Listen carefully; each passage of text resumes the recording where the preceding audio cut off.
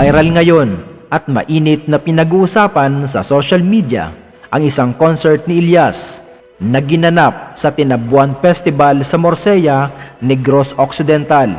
Ang concert dagling itinigil muna upang bigyan ng daan at pagkakataon na makasama sa stage ni Elias ang babaeng fan na nasa taas na ng stage. Kanya-kanya ng komento, reaksyon at opinyon ng mga netizen batay sa kanilang nakita at nasaksihan, kung saan makikita sa video na dinadonsolweta ang babae.